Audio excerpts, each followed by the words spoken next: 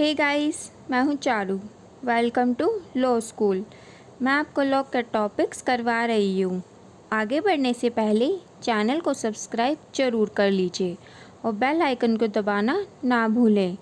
आप हमारा Telegram channel भी ज्वाइन कर सकते हैं, जिसका लिंक मैं आपको डिस्क्रिप्शन बॉक्स में दे दूँगी। गाइस, क्रिमिनल प्रोसीजर कोड की लास्ट वीडियो में हमने क्रिमिनल प्रोसीजर कोड का इंट्रोडक्शन और billable and non billable offence की डेफिनेशन पढ़ी थी। अगर आपने अभी तक मेरी प्रीवियस वीडियो नहीं देखी है तो वह भी देख लेना। आगे है section 2 close B charge. Charge की कोई क्लियर डेफिनेशन नहीं दी गई है सेक्शन में, सिर्फ इंक्लूसिव डेफिनेशन दी गई है और बताया गया है कि चार्ज में एक से ज़्यादा हेड ऑफ चार्ज इंक्लूड होते हैं।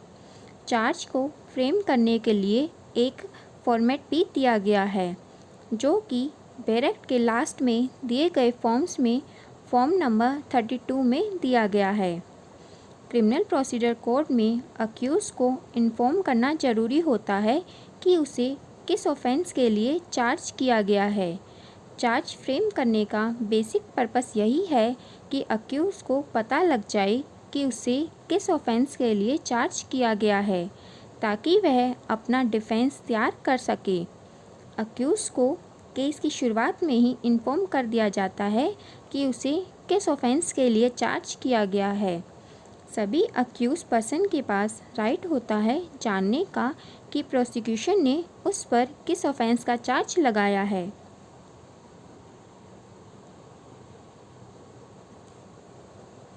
क्रिमिनल लॉ में अक्यूज़ को इन्फॉर्म करने का कि उसे किस ऑफेंस के लिए चार्ज किया गया है, बेसिक पर्पस यही है कि हर पर्सन के पास इक्वल अपॉर्चुनिटी होनी चाहिए, ताकि वह अपना डिफेंस तैयार कर सके और सबको जस्टिस मिल सके। सीरियस टाइप के ऑफेंसेस में कोड के अकॉर्डिंग चार्ज को प्रिसाइजली और क्लियरली राइटिंग में होना ज़रूरी है और अक्यूज़ उसको रीड भी कर सकता है, और अगर वह पढ़ नहीं सकता तो उसे प्रिसाइजली और क्लियरली एक्सप्लेन किया जाना चाहिए। केस है VC. Shukla versus state.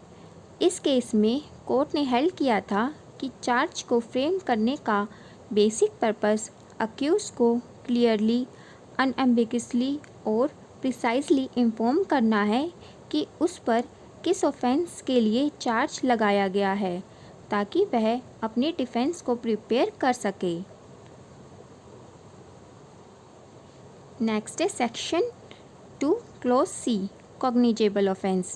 Section 2 close C को हम सेक्शन 2 क्लोज एल के साथ नॉन कॉग्निजेबल ऑफेंस के साथ रीड कर सकते हैं। कॉग्निजेबल ऑफेंस वह ऑफेंस होते हैं और कॉग्निजेबल केस वह केस होते हैं जिनमें पुलिस ऑफिसर फर्स्ट शेड्यूल जो कोड के लास्ट में दिया गया है और किसी दूसरे लॉ में जो कि इन्फोर्स में है में बिना वारंट के अरेस्ट कर सकता है।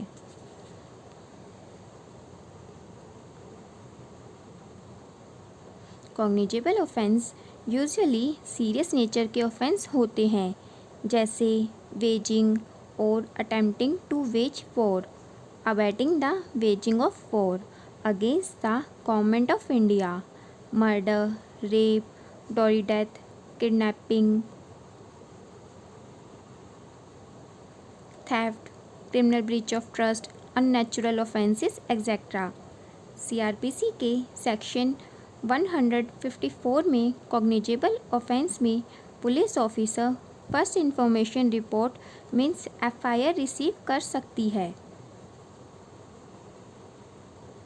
नेक्स्ट है section 2 clause L non cognizable offence.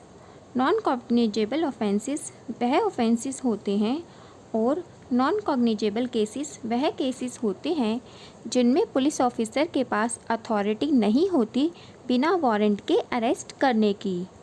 Non cognizable offences ज़्यादा सीरियस नेचर के ऑफेंसेस नहीं होते, for example assault, cheating,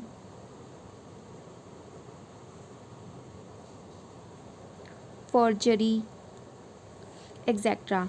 CrPC के सेक्शन 155 में दिया गया है कि police officer non cognizable offences या केसेस में एफआईआर रिसीव या रिकॉर्ड नहीं कर सकती बिना मजिस्ट्रेट की प्रायर परमिशन की।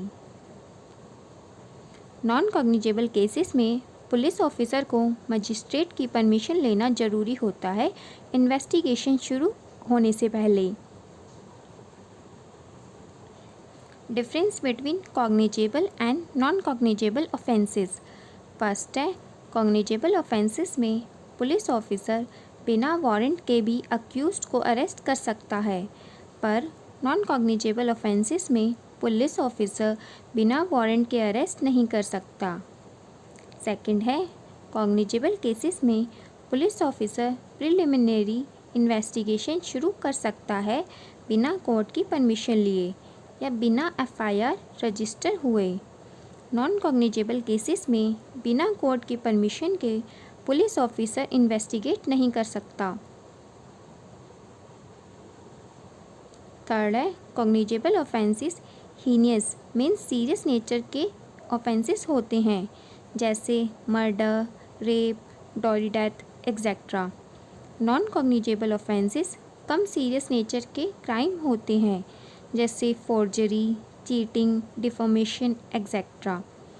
फोर्थ है, कॉग्निजेबल ऑफेंसेस में विक्टिम एफआईआर भी रजिस्टर करवा सकता है और मजिस्ट्रेट को कंप्लेंट भी कर सकता है, जबकि नॉन कॉग्निजेबल ऑफेंसेस में विक्टिम सिर्फ कंप्लेंट कर सकता है, मजिस्ट्रेट को एफआईआर रजिस्टर नहीं करवा सकता। फिफ्थ है, कॉग्निजेबल केसेस में पुलिस बाउंड होती है एफआईआर रजिस्टर के चाहे मजिस्ट्रेट की परमिशन ना हो, जबकि नॉन कॉग्निजेबल केसेस में पुलिस ऑफिसर बाउंड नहीं होता एफआईआर रजिस्टर करने के लिए या बिना मजिस्ट्रेट की परमिशन के वह एफआईआर रजिस्टर भी नहीं कर सकता। सिक्स्थ है, cognizable cases non bailable cases होते हैं, जबकि non cognizable cases bailable cases होते हैं। गाइस, आज के लिए इतना ही।